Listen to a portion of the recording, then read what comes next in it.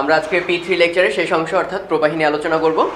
তো প্রবাহীর মধ্যে আমরা মেইনলি লিকুইডের দুইটা প্রপার্টি নিয়ে আলোচনা করব। একটা হচ্ছে পৃষ্ঠটান বা সারফেস টেনশন, আর আরেকটা হচ্ছে সান্দ্রতা বা ভিসকসিটি। তো প্রথমে আমাদের আলোচনার বিষয়বস্তু হচ্ছে পৃষ্ঠটান। তো পৃষ্ঠটান সম্পর্কে বইয়ের মধ্যে একটা খুব বিভৎস সংজ্ঞা দেওয়া থাকে, তো আমরা ওখানে খুব ডিপলি ঢুকবো না, কিন্তু পরিচয়গুলো অ্যাটলিস্ট খেয়াল রাখি। সাপোজ এখানে একটা পাত্রে এই হচ্ছে পানি পৃষ্ঠ, মানে উপরে যে সারফেসটা আমরা দেখতে পাই ওটা। এর মধ্যে যদি বলা হয় যে কাল্পনিকভাবে আমরা একটা রেখা কল্পনা করে নেব, যেটা বাস্তবে থাকতে হবে এমন কোনো কথা নেই, সেই রেখার উভয় পাশে ওই রেখাটার দৈর্ঘ্যের সাথে লম্ব হবে উভয় পাশে। কারণ টান, যেহেতু নামেই আছে পৃষ্ঠটান, আমরা জানি টান বল অবশ্যই দুই পাশে থাকতে হয়, এক পাশে টান হয় না, কখনো টান হয় না। তো সেই রেখার উভয় পাশে প্রতি একক দৈর্ঘ্যে যদি রেখাটার দৈর্ঘ্য হয় এল এবং টোটাল ফোর্স যদি হয় এফ উভয় পাশে, তাহলে প্রতি একক দৈর্ঘ্যে যে ফোর্সটা সেটার নামই হচ্ছে পৃষ্ঠটান টি সমান এফ ডিভাইডেড বাই এল। তো মজার ব্যাপার হচ্ছে এখানে সবচেয়ে কনফিউশন লাগে হচ্ছে এল এর পরিচয়টা নিয়ে। তাই যেহেতু আমরা ম্যাথ মেইনলি ফোকাস করব অ্যাডমিশন বলে, তাই এল এর পরিচয়টা আমরা একটু মেনশন করে রাখি। তরলের বা পানি, এখানে মেইনলি পানি নিয়ে আলোচনা হয়, তবে যে কোনো লিকুইডের ক্ষেত্রে তরলের যতটুকু দৈর্ঘ্য কোনো ক্ষেত্রফল না, কঠিনকে টাচ করে থাকে, তাহলে আমাদের ম্যাথগুলোর ক্ষেত্রে আমরা এই এলটা নির্ণয় করতে পারবো। এল হচ্ছে আমরা কতটুকু কনসিডার করব। তো আমরা এখন কয়েকটি স্পেসিফিক এক্সাম্পল দেখবো, সেখানে এল কিভাবে ডিটারমাইন করতে হয়, সেই ক্ষেত্রে এই কথাটা আমরা শুধু মনে রাখবো।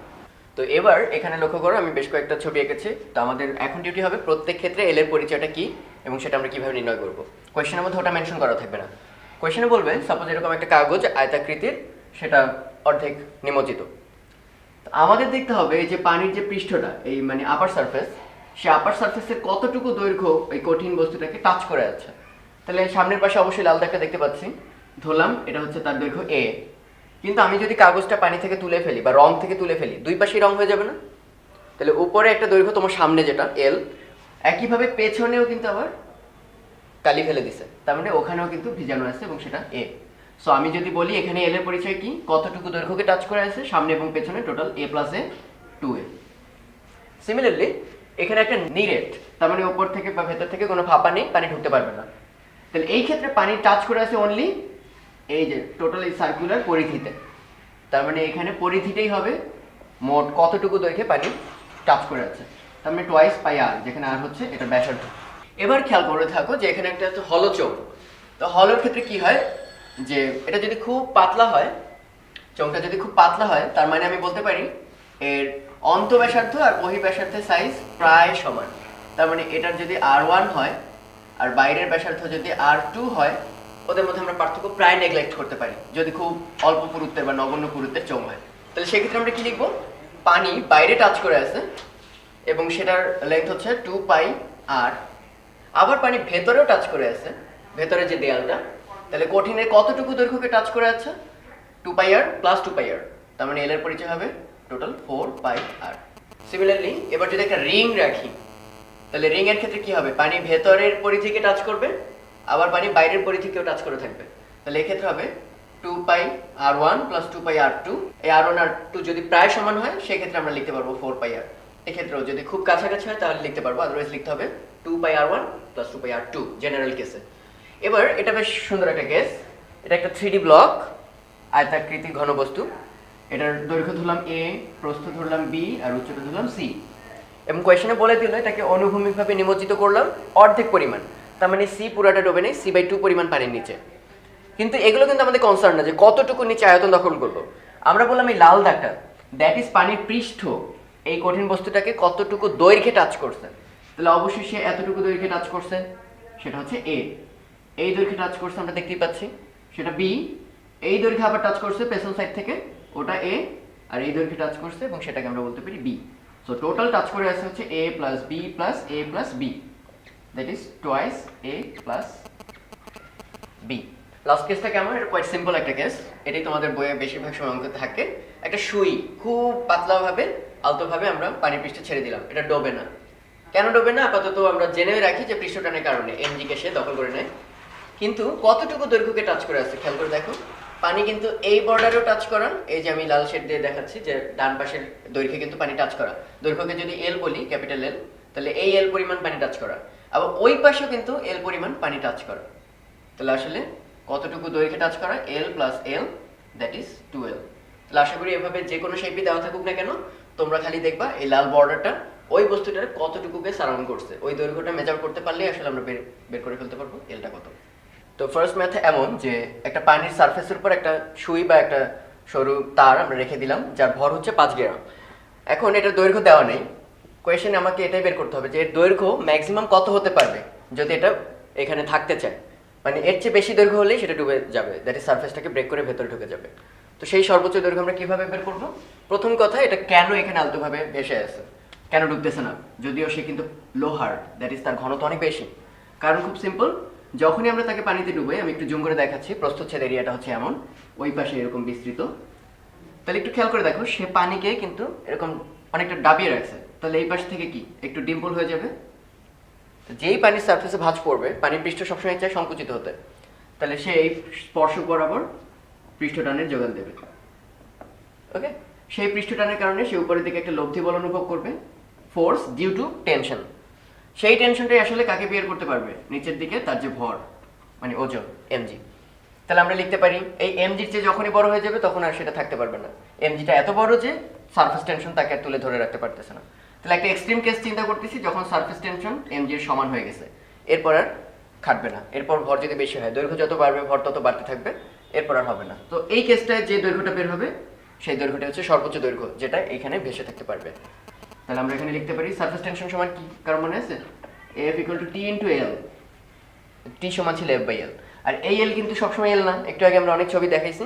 তাহলে সুইয়ের ক্ষেত্রে কি হবে খেয়াল করে দেখো, ডান পাশেও পানি টাচ করা এল দৈর্ঘ্যে, বাম পাশেও পানি টাচ করা এল দৈর্ঘ্যে। তাহলে টোটাল এলটা কত হবে? দুই পাশের এল মিলে টুয়াইস এল। তাহলে আমরা এখানে লিখতে পারি টি, যেটা হচ্ছে পানির পৃষ্ঠটান, ইন্টু 2 ক্যাপিটাল এল, যেটা আমাকে নির্ণয় করতে হবে, এম গিভেন জি 9.8। তাহলে সলভ করলে আমরা এখান থেকে এলটা পেয়ে যাব, এবং বাকি সব ডেটা দেওয়া আছে। যে টি এর ভ্যালু হচ্ছে 72 × 10⁻³ নিউটন পার মিটার। এটা অনেক সময় মুখস্থ করতে হতে পারে, কোয়েশ্চেন অনেক সময় দেয় না। এটা খুব পপুলার একটা ম্যাথ, যে একটা বড় পানির গোলক আছে, এরকম আমরা প্রায় করছি যে মুখের মধ্যে সাপোজ পানি নিয়ে ফু দিলাম, তাহলে এখানে প্রচন্ড স্প্রেড হয়ে ছড়ায় পড়বে। ধরলাম এই বড় বাবলটা থেকে এখন 64টা এরকম ছোট ছোট গোলকে ছড়ায় পড়ছে প্রত্যেকটা পানির। সেই পানির পৃষ্ঠটান দেওয়া আছে। কোয়েশ্চেন করতে হচ্ছে এই কাজটা করতে একটা শক্তি তোমার লাগবে, কারণ এটার মধ্যে একটা সার্টেন সারফেস টেনশন ছিল, ওটাকে ভেঙে তুমি টুকরা টুকরা করে দিছো, সারফেস এরিয়া বাড়াইছো, ফলে তার মধ্যে একটা পৃষ্ঠ শক্তি জমা ছিল, বা মানে তার মধ্যে একটা পৃষ্ঠ শক্তি দিয়ে দিতে হয়। যদি এমন করি যে অনেকগুলো বাবল ছিল তাকে মিলে একটা করছো, তাহলে শক্তি বের হয়ে যাবে। আর যদি একটাকে ভেঙে অনেকগুলো কনভার্ট করো, তাহলে শক্তি আমাকে দিতে হবে। তো কোয়েশ্চেন হচ্ছে সেই কত শক্তি দিতে হবে, এনার্জি। তাহলে এটা কোয়াইট সিম্পল, এটা হবে পৃষ্ঠ শক্তি, মানে প্রতি একক ক্ষেত্রফলের জন্য যে শক্তি ব্যয় করতে হয় সেটাকে বলে পৃষ্ঠ শক্তি। আর সেই পৃষ্ঠ শক্তিকে যদি আমরা ডেল্টা এ, মানে কতটুকু ক্ষেত্রফলকে বৃদ্ধি করছো, সেটা দিয়ে গুণ করতে পারি, তাহলে টোটাল এনার্জি বা কৃত কাজ আমরা বের করতে পারবো। তাহলে পৃষ্ঠ শক্তি তোমাদের বইয়ে একটা প্রুফ করাই আছে যে পৃষ্ঠ শক্তিটা নিউমেরিক্যালি কার সমান? পৃষ্ঠ টানের সমান। তো যেহেতু আমাদের কোয়েশ্চেনে দেওয়াই আছে পৃষ্ঠ টানের ভ্যালু কত, টি, টি এর ভ্যালু 10⁻³ ওগুলো দেওয়া থাকবে, টি। আর ডেল্টা এ নির্ণয় করাটাই আসলে অঙ্কটা। সেটা কিভাবে বের করব? প্রথম কথা, এখান থেকে এখানে ভাঙলো একটা জিনিস কনস্ট্যান্ট, সেটা হচ্ছে আয়তন। প্রথমটার আয়তন বড় ভি ধরলাম, আর পরেরগুলোকে ছোট ভি ধরলাম। তাহলে এরকম কয়টা? টোটাল 64টা। তাহলে বড় ভিটা তো আমরা জানি 4/3 পাই ক্যাপিটাল আর কিউব, আর এরকম 64 4/3 পাই স্মল আর কিউব, যেখানে স্মল আর এর পরিচয় হচ্ছে এক একটা ছোট ছোট গোলকের ব্যাসার্ধ। তাহলে এখান থেকে ইজিলি আমরা বের করে ফেলতে পারবো 4/3 পাই কাটা, তাহলে ক্যাপিটাল আর হবে cubic root of 64 R cube, that is 4r, মানে এটার ব্যাসার্ধ ওগুলোর এক একটার চেয়ে 4 গুণ। তো এখন আমাদের ডিউটি হচ্ছে ক্ষেত্রফল কি বাড়ছে কিনা। এটা খুব মজার একটা ব্যাপার, যে কোনো কিছুকে কাটলে বাড়ে, এটা কিরকম একটা সিচুয়েশন খেয়াল করে দেখো। একটা জিনিস আছে যেটাকে কেটে ফেলে আরো বাড়ে, এরকম একটা ঘনবস্তু চিন্তা করো, আয়তাকার। তো এটার সারফেস কয়টা আছে? টোটাল ফেস আছে 6টা, পেছনে সামনে ডানে বামে উপর নিচে। এখন যদি আমি এটাকে ব্লেড দিয়ে কেটে ফেলি মাঝ বরাবর, তাহলে খেয়াল করে দেখছো এখানে 2টা তলা আরো বাড়তি হবে। ওভারঅল কোনো শেপের চেঞ্জ হবে না, কিন্তু আমি যদি বলি তোমাকে পৃষ্ঠ রং করতে হবে, তাহলে আগে যে পরিমাণ রং করতা তাতে কিন্তু মাঝের কোনো তলাকে রং করতে হতো না। এখন কিন্তু সারফেস এরিয়া বেড়ে গেছে। সো আমরা এরকম যত টুকরা করতে থাকবো পৃষ্ঠের ক্ষেত্রফলটা বাড়তে থাকবে। সারফেস এরিয়া ছোট করতে করতে সারফেস এরিয়াটা বাড়তে থাকে যত আমি কাটবো। তাহলে একইভাবে আমরা ভাবতে পারি এখানে একটা বিশাল গোলক আছে তাকে অনেকগুলো ছোট ছোট টুকরায় ভেঙে ফেলছো, সো প্রত্যেকটা ইন্ডিভিজুয়ালি মিলে সারফেস এরিয়াটা প্রচুর হবে। তাহলে আমরা বলতে পারি পরের সারফেস এরিয়াটা হবে 4 পাই আর স্কয়ার, আমরা জানি গোলকের ক্ষেত্রফল, কিন্তু এরকম আছে কয়টা টোটাল 64টা। আর শুরুতে ক্ষেত্রফল কত ছিল 4 পাই ক্যাপিটাল আর স্কয়ার। তাহলে এই দুটো বিয়োগ করলে আমরা আসলে ডেল্টা এটা পেয়ে যাব, সেটা হচ্ছে a2 মাইনাস a1। এবং আর এবং স্মল আর এর মধ্যে সম্পর্ক আছে, ওগুলো ভ্যালু যদি দেওয়া থাকে তাহলে এখান থেকে এনার্জিটা আমরা ক্যালকুলেট করতে পারবো। তো আমাদের এরকম আরেকটা ম্যাথ আছে, সাপোজ এটা একটু ডিফারেন্ট কনসেপ্ট, এটা হচ্ছে প্রবাহের আরেকটা প্রপার্টি সান্দ্রতা বা ভিসকোসিটি। তাহলে এটা কি বলে, আমাদের অঙ্কটা হচ্ছে এখানে একটা নদী আছে, যে নদীর গভীরতা হচ্ছে 5 মিটার এবং সেই নদীর উপরের তলটা চলতেছে বা প্রবাহিত হচ্ছে 5 মিটার পার সেকেন্ড ভেলোসিটি নিয়ে। পানির সান্দ্রতা মান দেওয়া আছে 10⁻³ পয়েস। যারা পয়েস সম্পর্কে আইডিয়া নেই আমরা একটু পরেই বলবো, এটা সিজিএস একক সান্দ্রতা গুণাঙ্কের। আর প্রত্যেক লেয়ার যে এখানে অনেকগুলো যে কাল্পনিক লেয়ার থাকে সেই লেয়ারের মধ্যে কৃন্তন পীড়নটা কত, এটা হচ্ছে আমাদের কোয়েশ্চেন। একটু ডিফারেন্ট কনসেপ্ট, সান্দ্রতার সাথে সরাসরি রিলেশন নেই, কিন্তু অঙ্কটা সুন্দর। কৃন্তন পীড়নটা আমাকে নির্ণয় করতে হবে।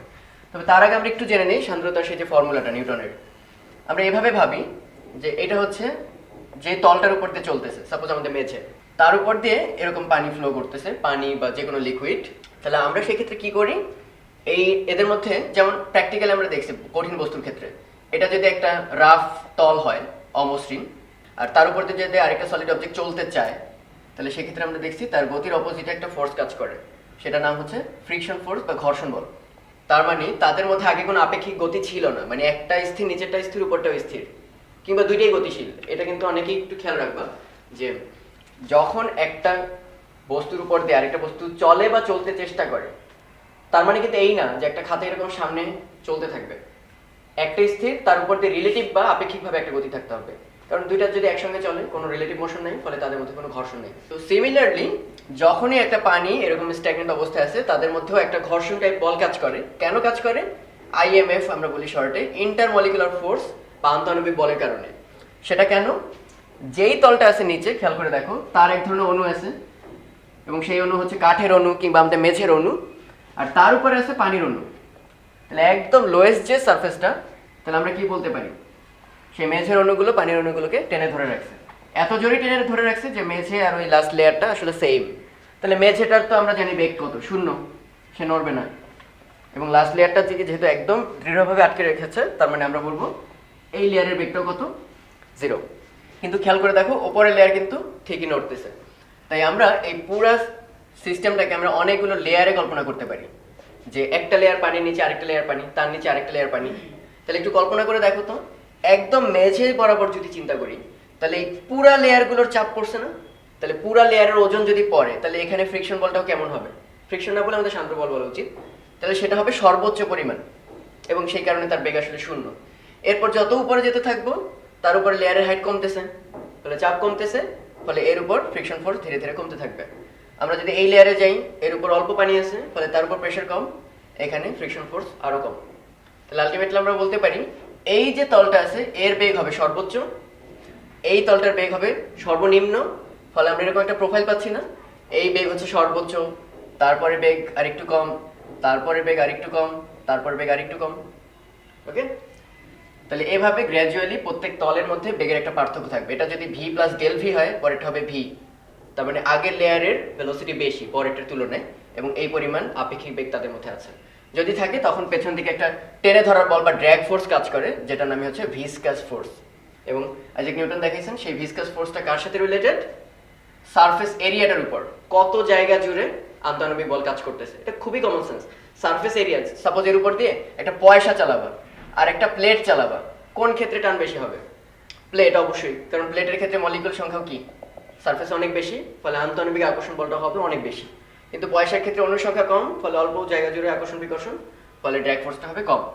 তাই আমরা দাবি করতে পারি সান্দ্র বলটা পৃষ্ঠতলের ক্ষেত্রফলের সমান। এই কথাগুলো অবশ্যই মনে রাখবো, কমন সেন্সে ধরে নেবো না যেগুলো সবকিছু প্রস্থচ্ছেদের ক্ষেত্রফল।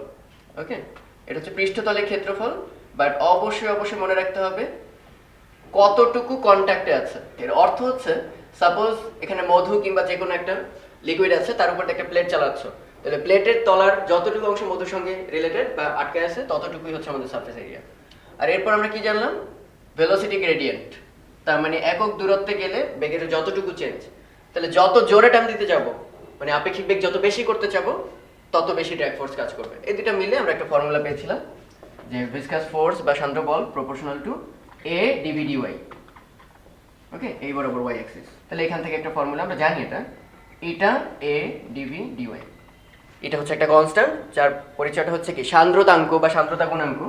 আমাদের সোহাগ ভাই একটা খুব সুন্দর কথা বলছিল, এটা হচ্ছে লিকুইডের আঠালোতা, মানে একটা লিকুইড কত বেশি গাম গাম সেটাই হচ্ছে তার এটা দ্বারা বোঝা যায়। এটা যার যত বেশি সে তত বেশি গাম গাম হবে। কমন সেন্স, মধুর এটা তাহলে কার চেয়ে বেশি? পানির চেয়ে বেশি। ওকে, আর ডিভি ডিওয়াই হচ্ছে ভেলোসিটি গ্রেডিয়েন্ট, মানে এটা কত বেশি খারাপ, দূরত্বের সাথে সাথে কত বেশি ভেলোসিটি চেঞ্জ হচ্ছে। তাহলে আমাদের এখানে একটু ফর্মুলাটা লিখি। ড্র্যাগ ফোর্সটা হবে ইটা এ ডিভি ডিওয়াই, কিন্তু এটা কিন্তু আমরা চাইনি, আমরা চাইছি কি কৃন্তন পীড়ন। তাহলে যাদের মনে আছে পীড়ন সমান কি ছিল? স্পর্শকীয় বল ডিভাইডেড বাই সেই পৃষ্ঠতলটা, সারফেস এরিয়াটা, কতটুকু কন্ট্যাক্ট আছে। তাহলে এখানে স্পর্শকীয় বলটাই আসলে কি পেছন দিক থেকে স্পর্শক বরাবর টেনে রাখে ড্র্যাগ ফোর্স। তাহলে আমাদের স্পর্শকীয় বলটাই আসলে সান্দ্র বলের সমান।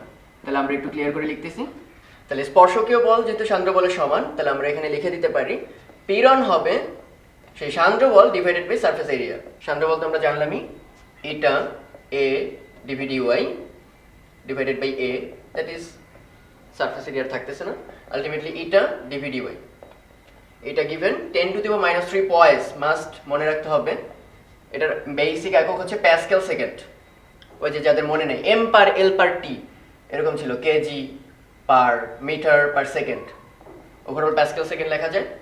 এটা সমান 10 পয়েস সিজিএস পদ্ধতিতে, সিজিএস এককটা ছোট, 1 এসআই ইউনিট সমান 10 পয়েস।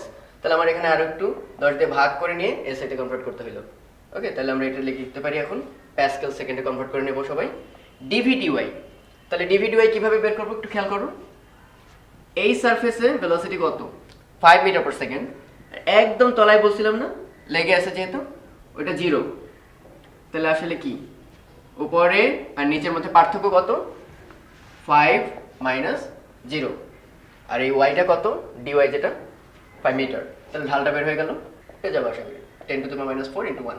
যেটা একটা সিম্পল ম্যাথ, যে এটা একটা কিউব যেটার উপরে পৃষ্ঠতলে ক্ষেত্রফল দেওয়া আছে 0.3 মিটার স্কোয়ার, আর এটার নিচে কিছু লিকুইড রাখা আছে। সেই লিকুইডের সান্দ্রতা গুণাঙ্ক কত আমরা জানি না, ওটা নির্ণয় করতে হবে। তো এটা রশি বেঁধে এখানে পুলি দিয়ে আরেকটা লোড ঝুলিয়ে দিছি আমরা, সেটার ভর হচ্ছে 16 গ্রাম। ফলে এটা যখনই নিচে পড়তে যাবে ওখানে একটা টান দেবে, আর এর উপর যখনই টান থাকবে তার ত্বরণ থাকবে। কিন্তু না, বলে দিছে এটা 0.17 মিটার পার সেকেন্ড সমবেগে আগাচ্ছে। তাহলে কমন সেন্স কি বলে? অবশ্যই সমবেগে আগানোর জন্য দায়ী কে? যখনই এই স্থির লিকুইডটা সামনে গড়াতে শুরু করবে তখনই পেছন দিক থেকে একটা টান দেবে, যেই টানের নামই আমরা শিখছি সান্দ্র বল। তাহলে এই পাশে ছিল রশির টান, আর উপর সাইডে আছে এই পাশে আছে সান্দ্র বল। তাহলে এখানে অবশ্যই কি থাকবে? বল শূন্য অবস্থায় সমবেগে রওনা দেবে, স্টার্টিং একটু থাকবে তারপর সমবেগ। তাহলে আমরা লিখতে পারি যেহেতু সমবেগে যাচ্ছে তাহলে এখানে যে টানটা সেটাই আসলে সান্দ্র বলের সমান, পেছনে যে ড্র্যাগ ফোর্সটা। তাহলে টানটা কার সমান? আবার খেয়াল করে দেখো, এখানে একটাই আছে টান দেওয়ার মতো, এই বস্তুর ভর। তাহলে এই বস্তুর ভর এমজি, সেই এমজির কারণে টানটি। ওকে, তাহলে আমরা এখানে লিখতে পারি, এখানে কোনো ত্বরণ কিন্তু নাই, তাহলে টি ইকুয়াল টু আমরা লিখতে পারি এমজি। আর ওইটার সমান আমরা শিখছি মনে আছে এটা এ ডিভি, এর মধ্যে এটা আমাকে বের করতে হবে। ম্যাস দেওয়া হচ্ছে 16 গ্রাম, একে কনভার্ট করতে হবে কেজিতে 9.8। এটা জানি না। সারফেস এরিয়া দেওয়া আছে এই যে যতটুকু টাচ করা 0.3 বর্গমিটার। ডিভি উপরের তলে ভেলোসিটি হচ্ছে 0.17, একদম তলায় যেটা লেগে আছে ওটা ভেলোসিটি হচ্ছে 0, আর ডিভাইডেড বাই ডিওয়াই কতটুকু পুরুত্ব? লিকুইডের পুরুত্বটা হচ্ছে 0.6 মিলিমিটার। এটাকে কনভার্ট করে মিটারে নিয়ে নিবা, তারপরে এটা বের হচ্ছে। তো এই টাইপের একটা এখানে একটা অঙ্ক আছে, সেটা হচ্ছে এটাও সান্দ্রতা রিলেটেড। সেটা হচ্ছে এই একটা কলাম আছে সিলিন্ড্রিক্যাল এবং এর মধ্যে পানি ভরা বা যে কোনো একটা লিকুইড ভরা। তো তার মধ্যে একটা বায়ু বুদবুদ তৈরি হয়েছে। তো যেহেতু বাইরের ঘনত্ব বেশি এবং ওর ঘনত্ব কম, কারণ ওর ভেতরে আছে বাতাস, সে কোন দিকে যাবে? কমন সেন্স, উপরের দিকে উঠতে থাকবে। তো এটা বলা আছে যে এটা 2.1 সেন্টিমিটার পার সেকেন্ড এত সমবেগে উপরের দিকে উঠতেছে। দেওয়া আছে তরলের ঘনত্ব, বাইরে যে লিকুইডটা 1.5 গ্রাম পার সিসি, যে এর ভ্যালু দেওয়া আছে। বায়ুর ঘনত্ব না ধরলেও চলবে, এটা বলে দিছে। তা আমার দরকার হচ্ছে এই লিকুইডের সান্দ্রতাটা কত। তো একটু কমন সেন্স থেকে আগে ভাবি যে আমরা আগে বায়ু বুদবুদ কল্পনা করি, না করে একটা সলিড গোলক, ওকে, একটা লোহার গোলক পানির মধ্যে দিয়ে পড়তেছে সাপোজ। তাহলে প্রথম কথা, তার উপর কি কি ফোর্স আছে? অবশ্যই গ্র্যাভিটি তাকে নিচের দিকে টানবে, পৃথিবী।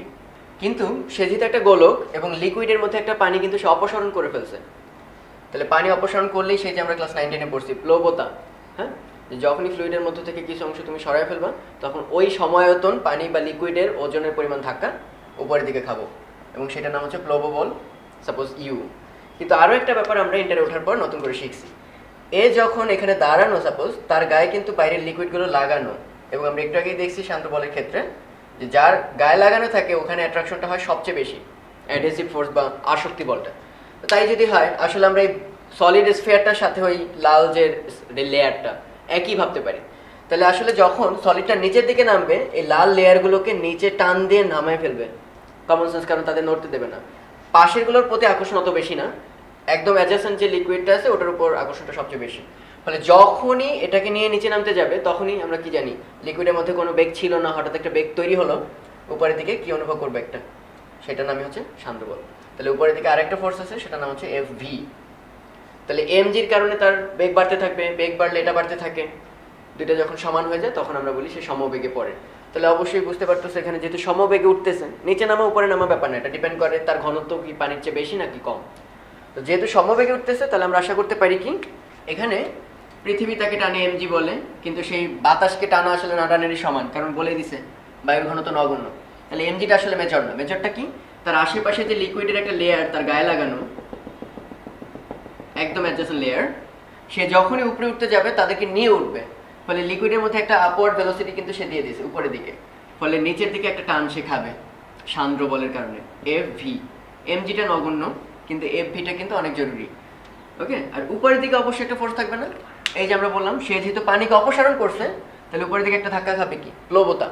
একইভাবে যেহেতু এখানে পানিকে অপসারণ করছে তাহলে উপরের দিকে একটা ধাক্কা খাবে, তার নাম হচ্ছে প্লবতা, ওকে। আর প্লবতার মান কত, সে যতটুকু পানি সরাইছে ওই পরিমাণ ধাক্কা। তাহলে আমরা লিখে ফেলতে পারি যে ইউ সমান এমজি প্লাস এফ ভি, কিন্তু আমাদের কোয়েশ্চেন অনুসারে বাতাসের আয়তনটা বা বাতাসের ঘনত্বটা নগণ্য বলে ওটাকে আমরা শূন্য ধরে নিচ্ছি। আর উপরের দিকে একটা কি হবে, এ কতটুকু পানিকে অপসারণ করছে, কোয়াইট সিম্পল, ধরলাম আয়তন হচ্ছে ভি আর পানির ঘনত্ব হচ্ছে রো ডাব্লিউ, ওকে। আর এফ ভি ভিসকাস ফোর্স, এটা আমরা স্টোকের সূত্র থেকে পাই, কারো যদি মনে না থাকে একটু দেখে নিবা, 6 পাই আর ইটা ভি, যেখানে ভি হচ্ছে তার বেগ, এটা হচ্ছে সান্দ্রতা আর হচ্ছে রেডিয়াস, ওকে। এটা হচ্ছে গোলকের জন্য স্টোকের ফর্মুলা, সান্দ্র বলটা কত হবে। তাহলে এখানে আয়তনটা কত, এটা কিন্তু আয়তন 4/3 পাই, তার নিজের আয়তনটাই আসলে পানি কতটুকু সরেছে তার সমান। আর রো ডাব্লিউ আমরা জানি 1000, ওটা না দেওয়া থাকলে বুঝবা, 6 পাই আর ওই একই আর এটা আমাকে বের করতে বলছে, আর ভেলোসিটি বলা হচ্ছে 2.1 সেন্টিমিটার, তো অবশ্যই এটাকে মিটারে কনভার্ট করে নেবা। তাহলে এখানে এটা কাটলে থাকবে হচ্ছে আর স্কোয়ার, আর এর ভ্যালু দেওয়া আছে 5 সেন্টিমিটার, ওগুলো ইনপুট দেওয়ার পর তোমার এখান থেকে বের হয়ে আসবে এই তরলের সান্দ্রতা কত। তো এখানে একটা খুব মজার অঙ্ক আছে, অঙ্কটা হচ্ছে এই যে এখানে একটা বোতল দেখতে পাচ্ছ পানি ভরা, পানি না ঠিক মানে যার সান্দ্রতা দেওয়া আছে 10⁻² পয়েন্টস সিজিএস ইউনিট। তো তার মধ্যে কিছু পার্টিকেল আছে ধূলিকণা, সেই ধূলিকণাগুলো সাইজ দেখে বোঝা যাচ্ছে ডিফারেন্ট ব্যাসার্ধে, তারা কোনোটা ছোট কোনোটা বড়। এরপর আমরা কি করলাম, কিছুক্ষণ ঝাঁকালাম, তো এই বোতলটা ঝাঁকানোর পর আমরা রেখে দিছি প্রায় 1 ঘন্টা। এখন 1 ঘন্টা পর তো খুবই কমন সেন্স যে ধুলাগুলা ম্যাক্সিমাম কোথায় এসে নামবে, একদম তলানিতে এসে জমবে। তলায় জমার পরও কিছু কিছু বালুকণা কিন্তু বা ধূলিকণা কিন্তু উপরে থেকে যাবে, যেটাকে আমরা সাসপেনশন বলি, ঘোলা ঘোলা যে ভাবটুকু, হ্যাঁ, বাকিটুকু তলানিতে জমবে। তো এই সাসপেনশন পার্টটুকু এর মধ্যে যেসব পার্টিকেল থাকবে, এই পার্টিকেলের মধ্যে ম্যাক্সিমাম ব্যাসার্ধ কত, মানে সবচেয়ে বড় কোন ব্যাসার্ধের পার্টিকেলটা এখানে রয়ে যাবে, ম্যাক্সিমামই ছোট ছোট পার্টিকেলগুলো রয়ে যাবে, কিন্তু বড় সর্বোচ্চ ব্যাসার্ধটা কত হবে, এবং কি কি গিভেন, ওই ডাস্ট পার্টিকেলগুলোর ঘনত্ব দেওয়া আছে, পানির ঘনত্ব দেওয়া আছে, আর ওইটার সান্দ্রতা গুণাঙ্ক দেওয়া আছে ওই লিকুইডটার। আসলে এটাতে কি বোঝাতে যাচ্ছে, মানে অঙ্কটা একটু অদ্ভুত তারপরেও সুন্দর, সেটা হচ্ছে টোটাল টাইম তাকে দিছে কত, 1 ঘন্টা, হিউজ টাইম। তাহলে আমরা একটু দেখি 1 ঘন্টায় যদি কোনো পার্টিকেল এই 10 সেন্টিমিটার পরিমাণ অ্যাভারেজে পৌঁছাতে চায় নিচের তলায়, ওকে, তাহলে আমরা আশা করি তার গড়বেগটা কত লাগবে, v = Δs/Δt। তার অর্থ কি, সে 10 সেন্টিমিটার ক্রস করবে, 10⁻², আর টাইমটা দিছি কত, 1 ঘন্টা, দ্যাট ইজ 3600 সেকেন্ড। তাহলে এখান থেকে তুমি একটা গড়বেগ বের করে ফেললা যে তাদের গড়বেগ কত হলে তারা তলায় এসে জমবে। এখন তোমার ডিউটি হচ্ছে, যেহেতু তারা একটা তরলের মধ্যে পড়তেছে, তার মানে ওই প্রবাহীর সকল সূত্র খাটবে, তাহলে যে সকল পার্টিকেলের প্রান্ত বেগ, যে নামটা শুনছো তোমরা, সমবেগে পড়ে, সেই প্রান্ত বেগটা যদি ওদের চেয়ে ছোট হয়, এই যে গড়ে যে বেগটা লাগবে, তাহলে আমরা কি আশা করতে পারি? বেগ যেহেতু কম, তার মানে 1 ঘন্টা পরেও তারা তলায় এসে পৌঁছাতে পারবে না, কারণ বেগটা আমরা নির্ণয় করছি কতর জন্য, 10 সেন্টিমিটার পৌঁছাতে কত টাইম লাগে। তাহলে যদি বেগ কম হয় তাহলেই আমরা আশা করতে পারি তারা কোথায় রয়ে গেছে, সাসপেনশনে। আর বেগ যদি ওর চেয়ে বেশি হয় তারা কোথায় জমে যাবে, মানে বোতলের সাইজ যদি আরো বড় করতাম আরো নিচে নামতো। তাহলে আমরা এখন প্রান্ত বেগটা বের করে দেখি, কাদের প্রান্ত বেগ কোনো মতে এটা, ওকে। আর তার চেয়ে যাদের কম হবে তাদের আসলে আমরা বুঝবো কি, তারা নিচে পৌঁছাতে পারবে না, উপরে রয়ে যাবে সাসপেনশনে। তাহলে প্রান্ত বেগের একটা ফর্মুলা তোমাদের বই আছে, 2/9 r² rho solid minus rho liquid বা ফ্লুইড প্রবাহী পদার্থটা ইন্টু জি ডিভাইডেড বাই এটা। তাহলে এখানে কি কি গিভেন, এটা দেওয়া আছে, এটাকে অবশ্যই ভয়েস থেকে কনভার্ট করে নিতে হবে, কিন্তু 10 দিয়ে ভাগ করলে আমরা পাবো প্যাসকেল সেকেন্ড এসআই ইউনিট। তাহলে এখানে এটা বসবে, রেডিয়াসটা আমাদের বের করতে হবে, রো এস দেওয়া আছে 1800, ডাস্ট পার্টিকেলের ঘনত্ব, পানির ঘনত্ব দেওয়া আছে 1000, জি এর মান আমরা জানি 9.8। এটা সলভ করে আর টার্মিনাল ভেলোসিটি কত, কোনো মতে এইটা। তাহলে এখান থেকে যে ব্যাসার্ধটা পাবা তারা কোনো মতে পৌঁছাতে পারবে। আর এই যে ব্যাসার্ধটা পাওয়া যাবে তার চেয়ে ছোট যাদের ব্যাসার্ধ তাদের প্রান্ত বেগ নিশ্চয়ই এটার চেয়ে কম, ফলে তারা আর পৌঁছাতে পারবে না। তার মানে এই হচ্ছে সেই সর্বোচ্চ ব্যাসার্ধ, সর্বোচ্চ গোলক যারা এখানে থেকে যাবে, আর তার চেয়ে যদি ছোট হয় তারা ওখানে থাকতে বাধ্য। প্রবাহী পদার্থের ফ্লো বা গতির ক্ষেত্রে একটা সুন্দর সমীকরণ আছে যেটার নাম হচ্ছে পয়সলী সমীকরণ। তো পয়সলী সমীকরণটা দেখতে এরকম, যে ফ্লো রেট মানে প্রতি সেকেন্ডে কত ঘনমিটার বা কত আয়তনের পানি বা কত আয়তনের লিকুইড বের হয়ে যাচ্ছে, সেটা কার সাথে রিলেটেড খেয়াল করে দেখুন। এরকম এল দৈর্ঘ্যের একটা কৈশিক নল আছে খুবই চিকন, যার ব্যাসার্ধ হচ্ছে আর, এখানে একটু জুম করে দেখানো হলো। আর যে লিকুইডটা পড়বে সেই লিকুইডের আঠালোতা, দ্যাট ইজ সান্দ্রতা গুণাঙ্ক হচ্ছে ইটা, আর এল হচ্ছে সেই কৈশিক নলের দৈর্ঘ্য, ওকে। আর পি হচ্ছে কি, পি হচ্ছে দুই মাথার প্রেসারের পার্থক্য। তো এটা কেন দরকার, কমন সেন্স কি বলে, নর্মালি কিন্তু আইডিয়াল লিকুইড যদি হতো তাহলে এখানে ভেলোসিটি সমান, এখানে প্রেসারও সমান হতো। কিন্তু প্র্যাকটিক্যালি আমরা তো শিখছি যে লিকুইড কিন্তু অটোমেটিক ফ্লো করে না, তার মধ্যে সান্দ্রতা বলটা কাজ করে। একটা যখন আরেকটার উপর দিয়ে গড়িয়ে যেতে চেষ্টা করে তখন পেছনে একটা টেনে ধরা ফোর্স বা ড্র্যাগ ফোর্স কাজ করে। ওই ফোর্সকে ওভারকাম করেও এই পাশের বেগটা ডান পাশের বেগের সমান রাখছে, তার একটাই অর্থ হতে পারে এইখানে বেশি প্রেসার দিয়ে ওই পরিমাণ বাড়তি শক্তি দিয়ে দিছে যাতে করে ক্ষয়টা অতিক্রম করেও ডান পাশে তোমার বেগটা সেম রাখতে পারে। তাহলে আমরা আশা করতে পারি এ বিন্দুর প্রেসার পি এ আর বি বিন্দুর প্রেসার যদি পি বি হয়, obviously P A greater than P B, যাতে করে ওই ফ্রিকশন লস বা সান্দ্রক গুণাঙ্কের কারণে লসটা ওভারকাম করা যায়। এবং এই সমীকরণটা খুব অবাক হওয়ার কিছু না, মানে এটা খুব ইনটুইটিভ, দেখেই বোঝা যাচ্ছে কি জিনিস। খেয়াল করে দেখো কত বেশি বেশি পানি ফ্লো করবে, এটা ইটার সাথে ব্যস্তানুপাতিক বা লিকুইড ফ্লো করবে। খুব কমন সেন্স না? একটা ইটা বেশি হওয়ার অর্থ হচ্ছে সে তত গাম তত আঠালো, তাহলে যত স্টিকি হবে তত আস্তে আস্তে পড়বে, কামড়ায় পড়বে নিচের দিকে। সো এটা খুবই কমন সেন্স যে এটা ব্যস্তানুপাতিক হবে। হ্যাঁ, তো এটা বোঝাই যাচ্ছে যার আঠালোতা যত বেশি সে তত স্লোলি পড়বে। এই এলটার কথা চিন্তা করো, যত বেশি লম্বা তত কি ইন্টারমলিকুলার ফোর্স বেশি হবে, যেহেতু অনেক বেশি বেশি অণু তার আটকে ধরতে চেষ্টা করবে বেশি বেশি। সো কোয়াইট কমন সেন্স যে তার ক্ষেত্রে ফ্লো রেটটা কমে যাবে এত ফ্রিকশন অতিক্রম করতে গিয়ে। ওপরে দেখো প্রেসার ডিফারেন্স, এখানে ডেল্টা পি হওয়া উচিত, মানে এইটা আর এটার মধ্যে যত বেশি প্রেসারের পার্থক্য তত বেশি ফোর্স পাচ্ছে আসলে ওখানে যাওয়ার জন্য। তাহলে কমন সেন্স এই প্রেসারের সাথে ফ্লো রেটটা সমানুপাতিক। r⁴ কোয়াইট কমন সেন্স, এই চিকন ফুটাটা যদি একটু বড় করে দাও গল গল করে পানি পড়বে, তার মানে যত রেডিয়াস বা বস্তু সেটা ক্ষেত্রফলটা বাড়াতে থাকো তত বেশি ফ্লো রেট বাড়বে। এটা খুবই ইনটুইটিভ, প্রমাণ করাটা স্টোকের মতোই। স্টোকে যেমন তোমরা মাত্রা সমীকরণ পদ্ধতিতে প্রুফ করছিলে, এখানে দেখো আমি সেভাবে প্রুফ করে দিয়েছি, তোমাদের নিজেদের জন্য দেখে নিতে পারো।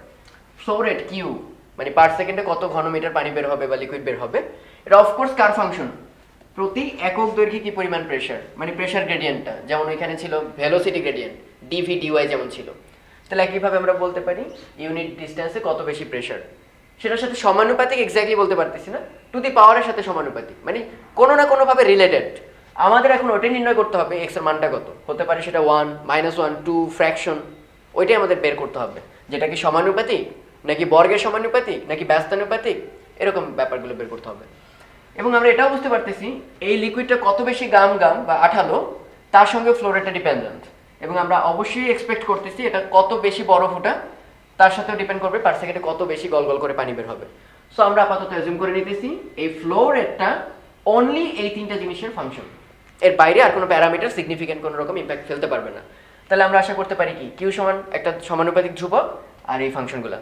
তাহলে যেহেতু আমরা আশাই করছি এই তিনটার উপরে ডিপেন্ড করবে কিউ, তার মানে এই তিনটার একক দ্বারাই কিউ এর একক নির্ণীত হয়ে যাবে, আর কেউ কোনো ইম্প্যাক্ট করবে না। তাহলে এই যে কে, এটা একটা মাত্রাবিহীন ধ্রুবক, মানে সে আসলে ওর একক নির্ণয়ের ক্ষেত্রে কোনো হেল্প করবে না, কারণ তার মধ্যে এমন কোনো রাশি নাই যেটা কিউকে নির্ণয় করে। ওকে, এই তিনটার দ্বারা এটা ডিটারমাইন্ড। সো কিউ একটা মাত্রাবিহীন ধ্রুবক।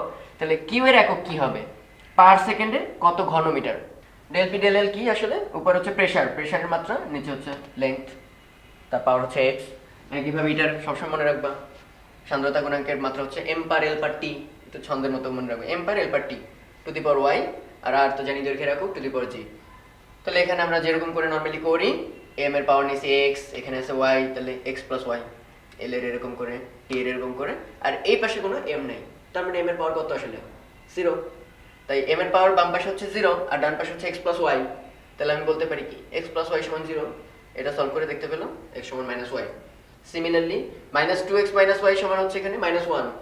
ওকে, তাহলে এটা সলভ করে আমরা পাচ্ছি এক্স সমান 1। এক্স সমান আবার জানলাম মাইনাস ওয়াই, তাহলে ওয়াই সমান মাইনাস 1। এই দুইটার মান যদি এখানে বসাই দিই, minus 2x minus Y plus G, এটা সমান হচ্ছে 3। ডান পাশে লিখলাম, এক্স আর ওয়াই এর মান ইনপুট দিলাম, জি এর মান হচ্ছে 4। ওগুলো যদি সব বসাই তাহলে চলে আসবে K R to the power 4 del P divided by eta L. আর পরে এক্সপেরিমেন্টালি কে এর মান বের হয়েছে পাই ডিভাইডেড বাই 8। তাহলে ফর্মুলাটা দাঁড়াচ্ছে pi by 8 P R to the power 4 eta L. এটাই হচ্ছে ফ্লো রেট, মানে প্রতি সেকেন্ডে কত ঘনমিটার পানি বা লিকুইড বের হয়ে যায়। বয়সলী সমীকরণ একটা খুব বাস্তব এক্সাম্পল, কিন্তু আমরা প্রায় সবাই দেখছি হসপিটালে স্যালাইন যখন দেয়, উপরে এরকম একটা টিউব থাকে, তার মধ্যে পানি ভরা থাকে, পানি তো না স্যালাইন, আর এখানে খুব সূক্ষ্ম একটা নল, তারপর ওখানে ইনজেকশন পুশ করতে থাকে। তো আমরা ধরলাম সেই স্যালাইনের হাইট হচ্ছে এইচ, আর এই যে কৈশিক নলটা খুব চিকনা নল, সেটা হচ্ছে এল দৈর্ঘ্যের। ওকে, আর স্যালাইনের ঘনত্ব হচ্ছে রো, আর সান্দ্রতা গুণাঙ্ক হচ্ছে ইটা। তো কোয়েশ্চেন হচ্ছে এখান থেকে প্রতি সেকেন্ডে কি পরিমাণ স্যালাইন রোগীর দেহে প্রবেশ করবে, তার মানে ফ্লো রেট কিউ, হ্যাঁ, সেমি কিউ পার সেকেন্ড, এটা কত হবে? তো ফ্লো রেটের ফর্মুলা তো আমরা বয়সলী থেকে শিখলামই, কিউ ইকুয়াল টু কি, pi by 8 P R to the power 4, যেখানে পি এর পরিচয় হচ্ছে দুই মাথার প্রেশার ডিফারেন্স বা চাপের পার্থক্য, আর নিচে হচ্ছে ইটা ইন্টু এল। তাহলে এর মধ্যে আসলে আমাদের সবই তো গিভেন, এই চিকনা নলের ব্যাসার্ধ দেওয়া আছে আর, ওখানেও আর, ইটা দেওয়া আছে, এল দেওয়া আছে। তো আসলে কোয়েশ্চেনটা হচ্ছে আমাদের পিটা বের করতে হবে। পি হচ্ছে এই দুই মাথার মধ্যে প্রেশারের পার্থক্য। তো এটা আশা করি বুঝে গেছে অলরেডি। আমরা এটার নাম দিলাম এ বিন্দু, এটার নাম দিলাম বি বিন্দু। তাহলে বি বিন্দু স্টিল কি, বাতাসে না? তাহলে ওর উপর প্রেশার আসলে একটাই, পি অ্যাটমসফিয়ারিক প্রেশার। একদম এখানে প্রেশারটা কি, পি অ্যাটমসফিয়ারিক। কিন্তু এখানে কি তাই হবে? অলরেডি লিকুইডের একটা হোল প্রেশার, সেই সঙ্গে বায়ুমণ্ডলীয় চাপ।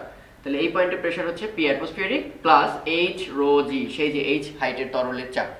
তাহলে P A, that is A বিন্দুতে প্রেশার হচ্ছে P atmospheric plus H rho G, আর ডান পাশে প্রেশার হচ্ছে পি অ্যাটমসফিয়ারিক। সো তাদের মধ্যে ডেল্টা পি, এই দুই মাথার মধ্যে প্রেশারের পার্থক্যটা কত?